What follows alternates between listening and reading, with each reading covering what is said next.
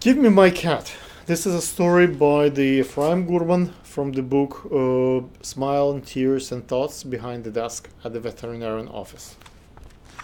Give me my cat. A new client brought us a very dirty white cat for grooming. He told us that he had been in a long trip out of the country and somebody who he had charged with caring for his dog for several months had performed his duty improperly. Okay, it happens. We shaved the cat completely, bathed her, and saw that she was a nice white cat with a small black spot on her right shoulder. Also, she had blue eyes and one yellow eye. Nice, but nothing too special. We informed the owner that the cat was ready, and he said that he would come to pick her up soon. At the time, we had a bather who was a very active cat lover. She worked hard, and the only drawback was her hyperactivity on behalf of the animals. She announced that she saw an ad on the wall of a couple of blocks from us about the lost cat, while with different color eyes. She ran to find the ad, and unfortunately she found it and called the person who placed it. She asked for details about the cat appearance, and the woman on the other end of the line insisted that there were no spots on the cat, and that cat has one blue eye and on the other one nearly white because of the cataract. So it was definitely not her cat. Soon the owner of the cat picked up from our clinic, and I almost forgot about the small adventure. It was surprised when the woman from the ad came to our office and asked for the address of the gentleman who had picked her up the cat. For what reason? She hoped that the cat might be hers. Again, we discussed the color, black spot on the right shoulder, and about the color of the cat eyes. It was significant discrepancy between the description of the lost cat and the cat we have groomed. We refused to provide her any information about the man who brought us the cat in question. We are obligated to maintain the privacy of our clients, and we recommend that she go home and go to the police and ask for detectives to provide us with an official order to release the information. I'm not sure why, but the woman did not want to do this. She started crying, then became hysterical, and we had to call the police. The officer told the woman almost the same thing we had to tell her, to appear in court, and then we will see what we can be done. Thanks to the female officer, the hysterical woman left our office.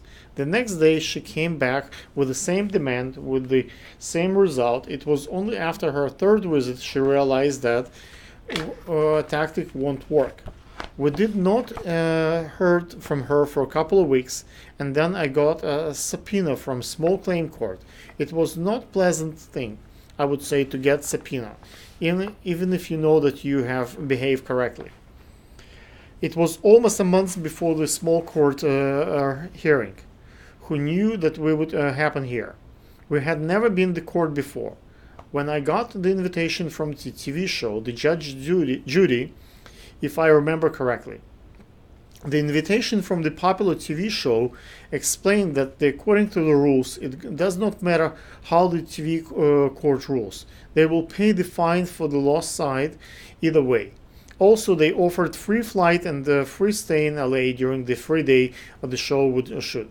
Should I accept this offer? It was obvious that anecdotal situation of dispute had caught the TV producer's attention. I started watching the show for several days to understand how it might work for me.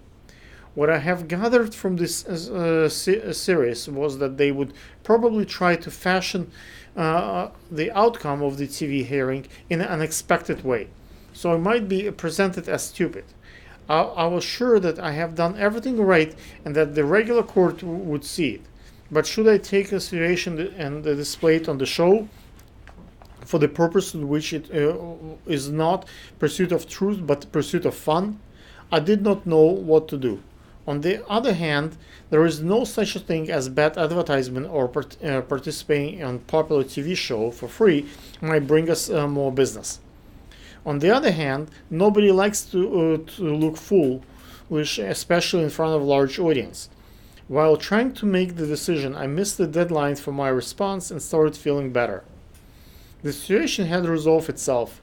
The day of the regular hearing came. I dressed as officially as I could, took all the papers and documents that might be needed during the fight for truth, and got to the court more than an hour early. I found the waiting room of the case and started waiting. The woman who was suing me also appeared ahead of time. Bureaucratic procedures never quick. The woman started talking to anyone who would listen. As a result, even before the hearing, everybody in the courtroom knew that she was crazy. The secretaries, the security officers, the clerk all tried to avoid her story about how gangster me killed her disappearing daughter's chance to go to Harvard. This all will make sense in a second. Finally, the clerk, who had prepared the papers for the case, asked her how much damage she was claiming. The woman explained that she missing a cat was her granddaughter of the cat who was featured in the movie. I forgot the name of the movie. That she had planned the cat to produce kittens, which she would have to easily been able to sell for $3,000 each. The cat would deliver 3 litters of 4 kittens on average.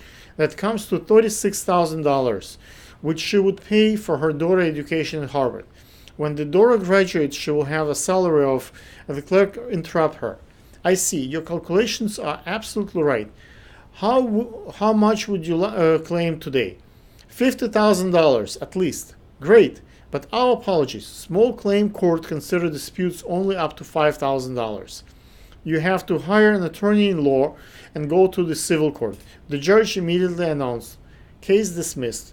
Turned out there was a very simple way to salvage the mental state of everyone involved and to avoid having argument with the crazy woman. I almost applaud the judge and the clerk.